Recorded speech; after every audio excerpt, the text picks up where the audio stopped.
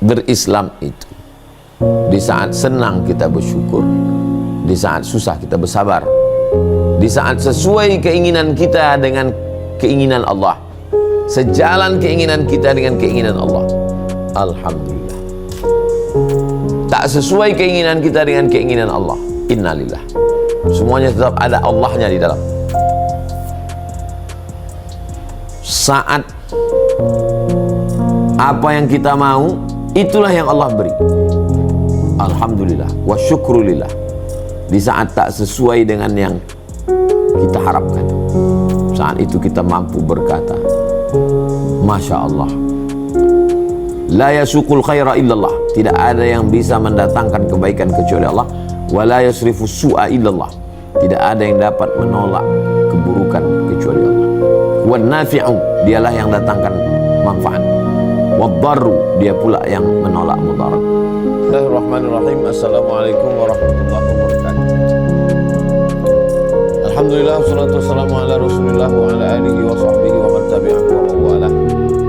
Subhanaka la ilma lana illa ma 'allamtana innaka antal alimul hakim. Rabbi shrah li sadri wa yassir li amri wahlul 'uqdatam min lisani yafqahu qawli. Allahumma faqihna fid din wa 'allimna ta'wil warzuqna fahmal mursalin. Allahumma aftah lana futuhal 'arifin. Bapak, Ibu, abang, kakak, adik yang ada di manapun berada, yang bersama kami malam ini di Ma'had Az-Zahra, Bang Alvin Firdaus beserta seluruh tim di Pontianak, tim yang ada di Riau, mudah-mudahan semua kita selalu dalam rahmat Allah Subhanahu wa Ta'ala. Amin ya Rabbal Alamin. Tema kita malam ini, kenapa Islamku tak menyelesaikan masalah. Kenapa Islamku tak menyelesaikan masalahku? Setelah taubat, setelah hijrah, rezekinya menurut dia tidak lancar, sakit, kehilangan, dan seterusnya. Yang pertama, perlu difahami, diluruskan cara pandang kita, bahwa kalau sudah Islam, bagi yang belum Islam, pindah ke Islam. Kalau sudah hijrah, bagi yang belum hijrah, yang sebelumnya mabuk, yang sebelumnya berzina, mohon maaf, yang sebelumnya khamar, yang sebelumnya riba, menganggap kalau saya sudah taubat, kalau saya sudah Islam, maka rezeki saya akan berlimpah, saya tidak akan sakit, saya akan sehat terus, tidak ada keluarga saya yang meninggal, saya tidak akan susah hati, saya akan bahagia terus.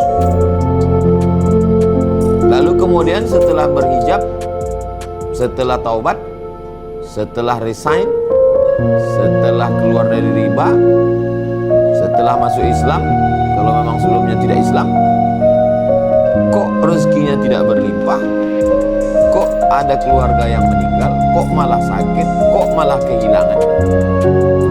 Maka muncullah setan berbisik dalam kepala, kenapa Islamku tidak menyelesaikan masalah? Satu, poin pertama yang perlu dipahami, cobalah lihat nabi-nabi itu. Apakah nabi-nabi itu tidak punya masalah? Kalau cerita masalah kematian, kenapa setelah saya Islam, setelah saya hijrah, bapak saya mati, emak saya mati, anak saya mati? Nabi Muhammad mengalami kematian. Ayahnya meninggal, ibunya meninggal, anaknya 4 perempuan, semuanya meninggal kecuali Fatimah. Fatimah 6 bulan setelah Nabi meninggal baru meninggal.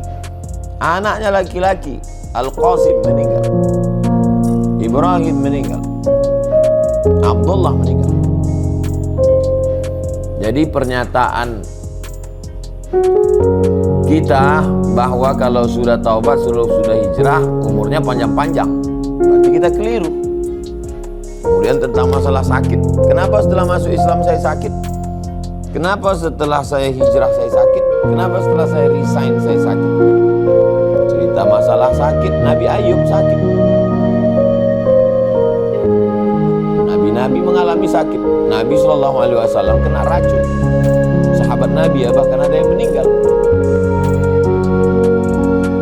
Lalu kemudian tentang masalah rezeki, Nabi Ayub alaihissalam, Nabi meninggal anaknya, mati kambingnya, mati sapinya, mati lembunya, mati untanya, kering kebunnya. Apa lebih hebat kita daripada nabi-nabi?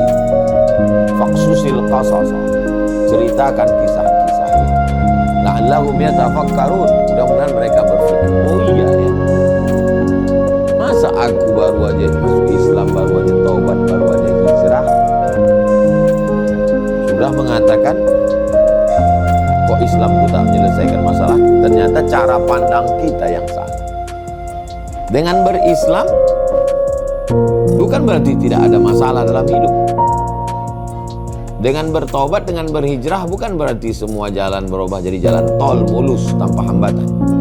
Jadi yang pertama yang perlu diluruskan adalah dengan berislam kita menjadi punya tempat bergantung. Allahus Samad.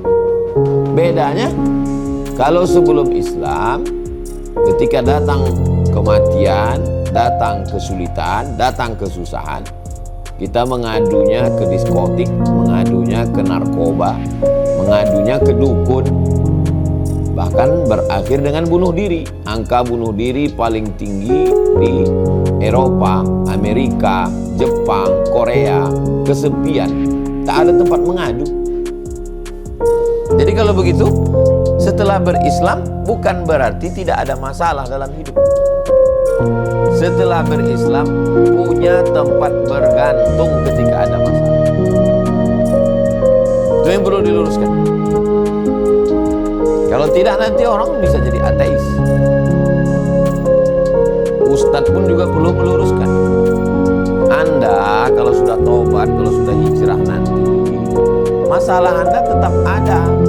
Bukan berarti setelah masuk Islam, setelah taubat, setelah hijrah, hidup Anda mulus-mulus aja. Saya sebagai ustaz, lalu saya bilang ke jamaah, Anda kalau masuk Islam, rezeki Anda lancar, tidak akan ada kematian, tidak akan ada sakit, semuanya baik-baik saja. Lalu kemudian orang yang tak Islam masuk Islam, yang belum taubat hijrah. Setelah itu komplain semua, mana janji ustaz dulu? Gak pernah saya menyampaikan begitu. Yang saya sampaikan adalah semua orang punya masalah. Hidup kita tetap ada masalahnya. Masalah rezeki, masalah suami istri, masalah anak, masalah penyakit. Bedanya apa? Kita punya tempat mengadu, tempat bergantung, tempat kita berkeluh kesah. Siapa? Allah Subhanahu wa ta'ala. Yang sebelum itu nggak ada. Sebelum itu kalau stres, kalau depresi, kemana dia mengadu? Ke penasehat spiritual, ke website ramalan, ke khamar, ke diskotik, ke night club. Tapi setelah berhijrah, kalau susah hatinya, dia ambil wudhu, dia sholat sunat, dia berzikir, dia berdoa. Ala bizikrillahi tatma'innul qulub. Dengan banyak berzikir maka hati akan menjadi tenang. Alam nashrah laka sadrak, apakah belum kami lapangkan dadamu? Berdoa kepada Allah, Rabbi shrah li sadri, lapangkan dadamu. Ini poin yang pertama. Mindset yang paling penting, meluruskan pikiran. Bahwa setelah aku masuk Islam, setelah aku bertobat, setelah aku hijrah, setelah aku memperbaiki diri, ujian tetap datang. Sampai kapan ujian ini datang? Sampai kita mati dalam keadaan husnul. Nih, poin yang pertama.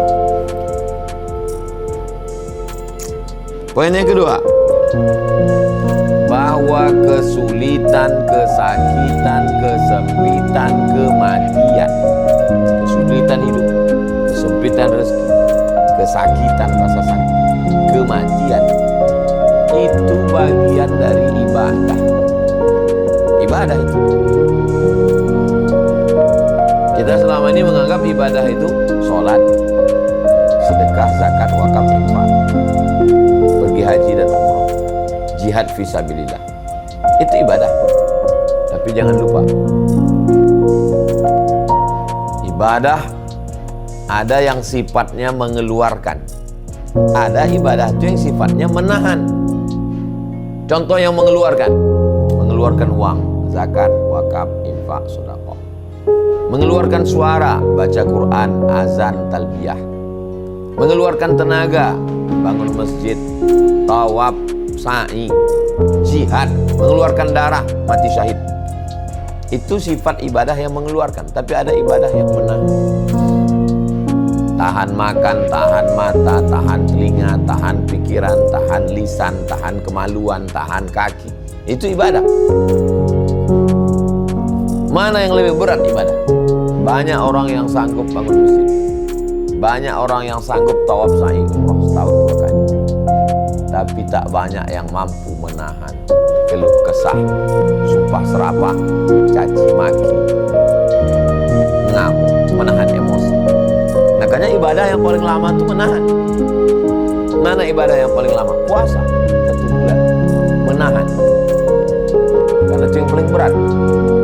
Orang yang menahan itu disebut dengan sabar. Menahan kesakitan, menahan kematian, menahan kehilangan, menahan kehampaan. Itu juga adalah bagian dari ibadah. Bahkan ibadah yang paling tinggi. Makanya nabi-nabi, wali-wali Allah itu ujian ibadahnya yaitu. Jadi ketika kita bertaubat, ada seorang perempuan masuk Islam. Setelah masuk Islam, apa yang terjadi? Suaminya meninggal. Dia dituduh korupsi, masuk penjara lebih 10 tahun.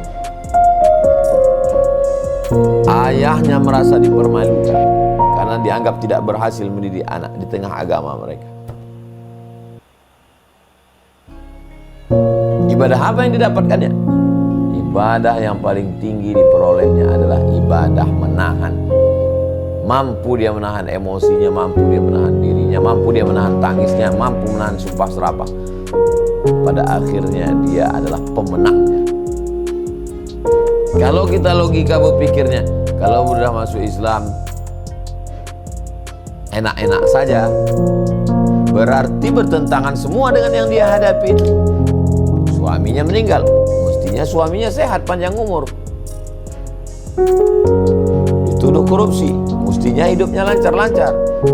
Masuk penjara, harga diri, malu, kuat. Setelah keluar malah jadi motivator, memberikan orang lain semangat. Itulah kualitas iman yang luar biasa. Sebutkan saya nabi-nabi yang hidupnya enak-enak aja. Sebutkan ada satu contoh nabi yang hidupnya enak-enak aja. Menurut pikiran, mana ada? Nabi Yunus alaihissalam ditelan ikan. Nabi Nuh alaihissalam banjir bandang.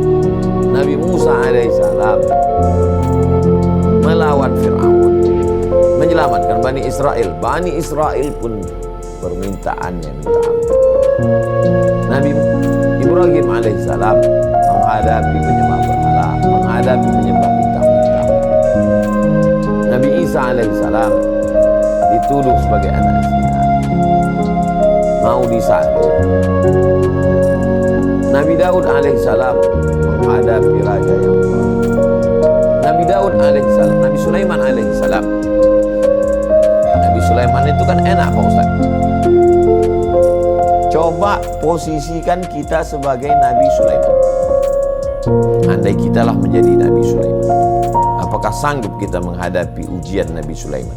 Bagaimana ujian Nabi Sulaiman? Angin tunduk, jin ifrit tunduk, semut-semut, burung-burung tunduk. Apa tidak paling berat itu ujian? Banyak orang yang lulus ketika kehilangan, tapi ketika mendapat kekuasaan, jadi camat aja, jadi kades dapat 1 miliar satu desa aja tangkap KPK, apalagi kekuasaan Nabi Sulaiman alaihissalam, menguasai alam jin, menguasai angin, menguasai alam binatang, menguasai alam manusia.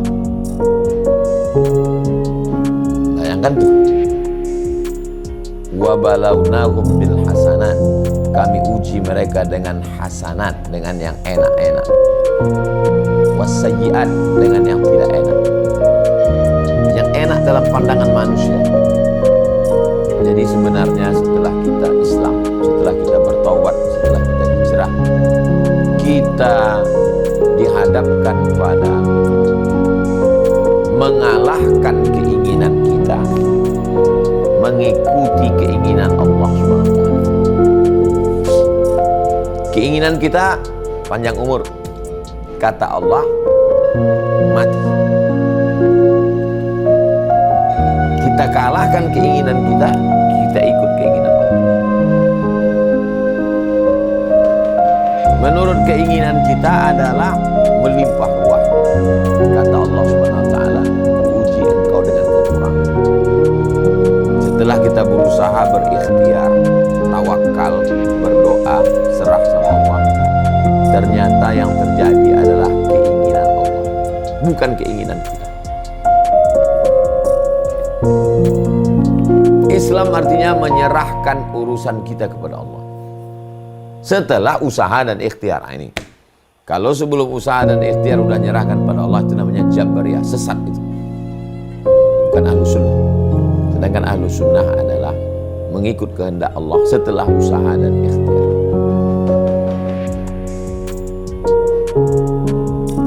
Allah Subhanahu wa Ta'ala itu menciptakan kita, memberi kita hawa nafsu, memberi kita akal, menyuruh kita berusaha.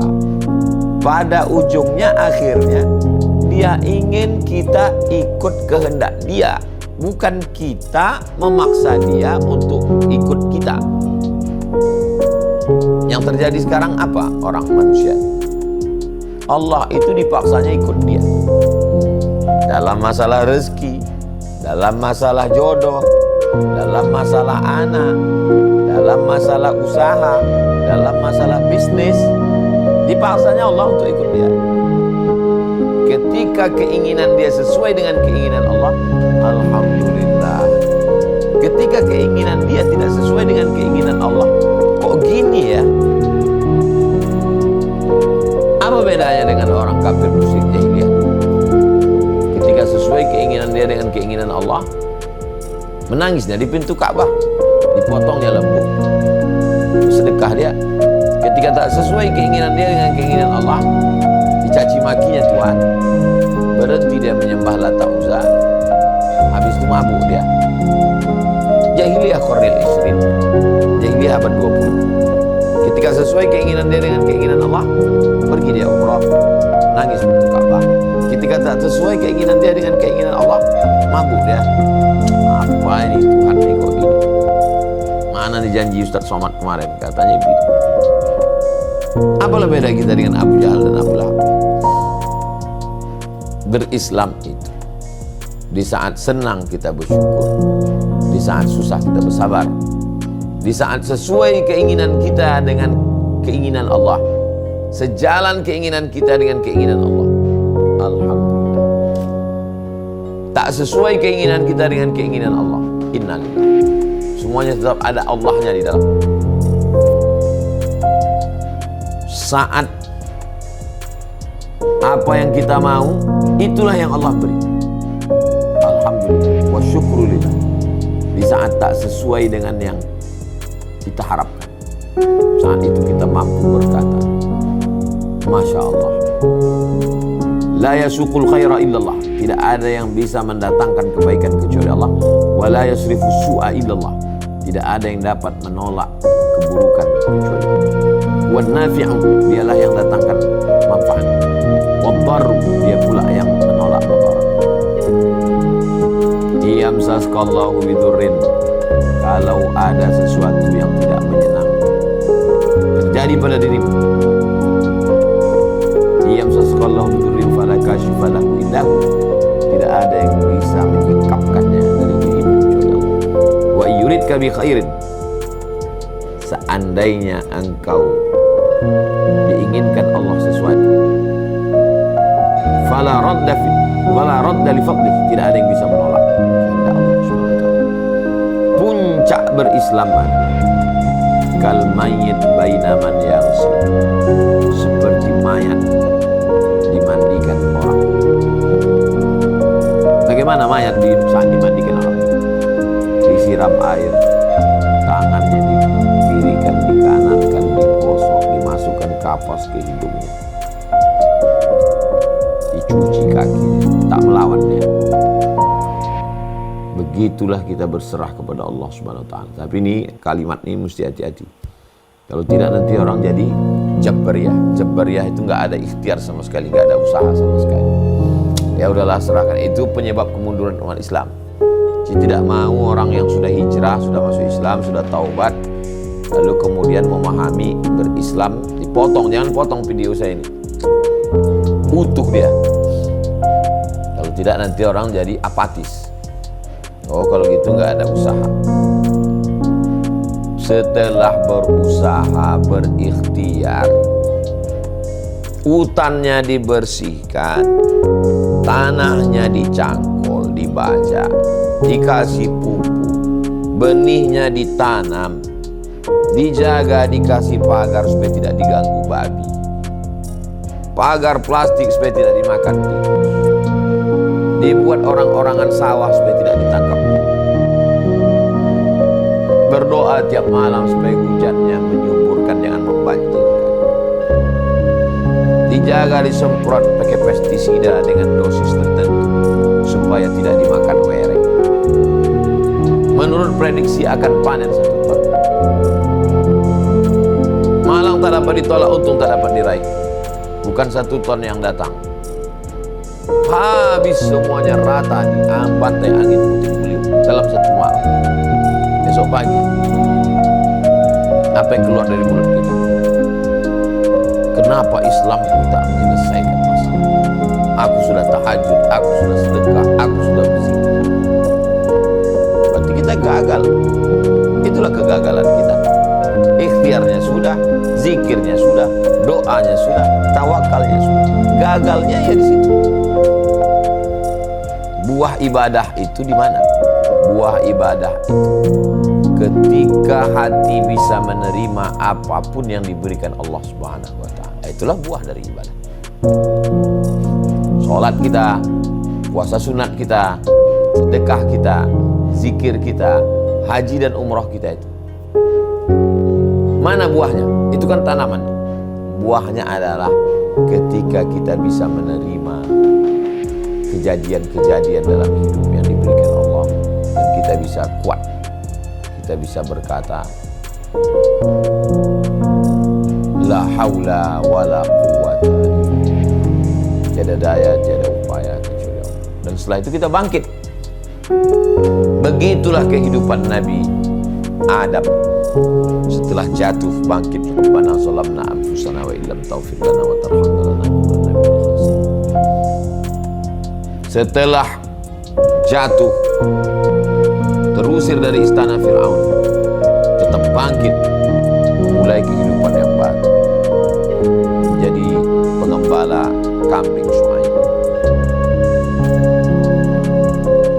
Itulah hasil daripada ibadah, mengenal Allah, bahwa Allah, innallaha la yudhi'u ajral muhsinin, Allah tidak menyia-nyiakan amal kebaikan orang, bahwa Allah Subhanahu wa taala Al-Qayyum, Dia mengatur kehidupan kita. Bukan berarti Dia setelah menciptakan dibiarkannya aja. Itu bukan Allah. Allahu la ilaha illa huwa Al-Hayyu, Dia maha hidup. Al-Qayyum, Dia mengatur. Semut yang ada di dalam lubang kayu, cacing-cacing yang ada di dalam lubang tanah, burung-burung yang ada di dahan, semua diatur oleh Allah. Apalagi kita sebagai khalifah manusia, makhluk yang paling mulia. Jadi motivator-motivator, ustadz-ustadz yang memberi semangat itu ekstern, dari luar.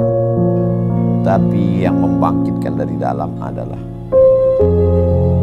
ibadah kita itu. Jadi jangan heran kita kalau melihat ada orang yang sering puasa sunat, yang sering berzikir, yang sering sholat, ketika dia kena pukulan bertubi-tubi dia tetap tegar. Kita yang datang menasehati lebih kuat pula tangisan kita lagi dari dia. Kenapa dia bisa tegar? Sesungguhnya dia sudah lama membangun benteng. Dia menggali tanahnya, dia membuat pondasinya, dia memasang batu batanya, dia mengecornya. Ketika air bah datang, dia sudah slow, dia sudah tegar, dia kuat. Kapan dia membangun kekuatan itu?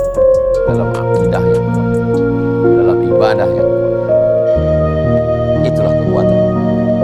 Kekuatan untuk menerima apa yang datang dari Allah Subhanahu wa Ta'ala.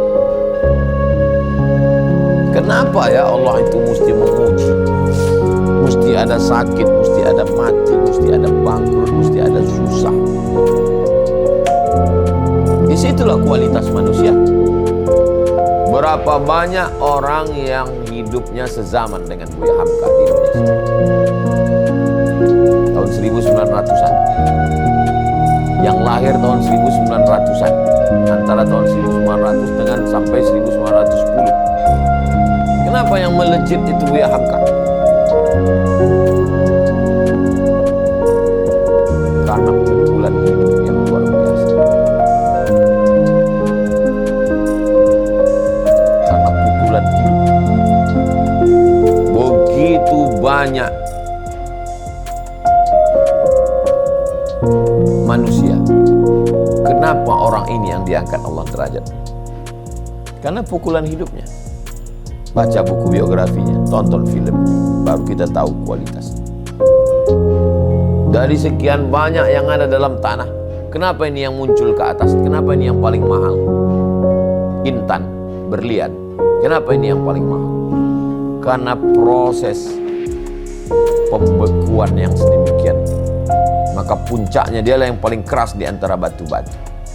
Mengalahkan batu kecubung, mengalahkan batu rubi, mengalahkan batu blue sapphire, mengalahkan, maka dia delima,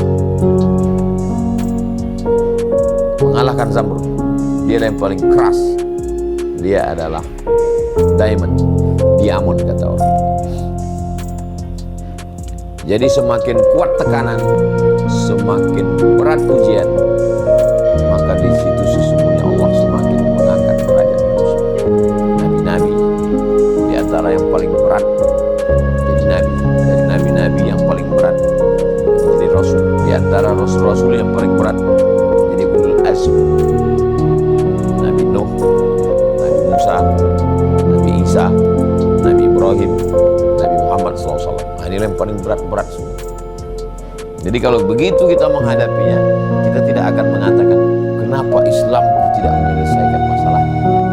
Kita akan berkata, kenapa pemahamanku belum lagi pemahaman Islam yang benar. Berarti pemahamanku masih pemahaman jahiliyah. Pakaianku sudah Islam, ibadahku sudah Islam, tapi pemahamanku masih pemahaman jahiliyah. Kalaulah pemahaman jahiliyah itu yang ada di kepala kita, hidup pun kita di zaman Nabi, belum tentu kita ikut Nabi. Pasti kita akan ikut Abu Lahab, Abu Jahal. Kita tengoklah kehidupan Nabi. Abu Jahal, Abu Lahab tidurnya di atas kasur yang tebal, di atas permadani. Nabi Muhammad SAW bangun tidur berbekas pundaknya dengan pelepah korma. Standar kita, orang sukses berhasil berarti Abu Jahal, Abu Lahab. Kalau gitu kita ikut Abu Jahal, Abu Lahab lah. Andai hidup pun kita di zaman Nabi Musa, kita akan ikut Fir'aun.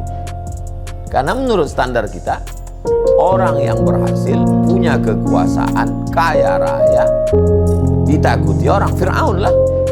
Nabi Musa terusir dari istana, mengembala kambing.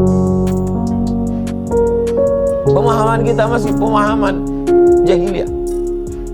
Gimana kita mau menyelamatkan diri? Maka sesungguhnya bersihkan dulu pemahaman menjadi penguasa kalau dekat dengan Allah akan diridhoi Allah. Daud, Sulaiman menjadi orang sakit kalau dekat dengan Allah diridhoi Allah. Siapa dia? Ayub menjadi orang yang terombang-ambing di tengah laut kalau diridhoi Allah, dekat dengan Allah, disenangi Allah, menjadi hamba Allah. Nabi Yunus alaihissalam menjadi orang yang sakit, menjadi orang yang kehilangan, menjadi orang yang menghadapi kematian. Apapun yang terjadi dalam hidup, sampai pada puncaknya, tak lagi ada bedanya antara pujian dengan cacian. Tak lagi ada bedanya antara kekuasaan atau menjadi rakyat jelata. Karena memandang bahwa semua itu datang dari Allah. Inna lillah wa inna ilaihi raji'un.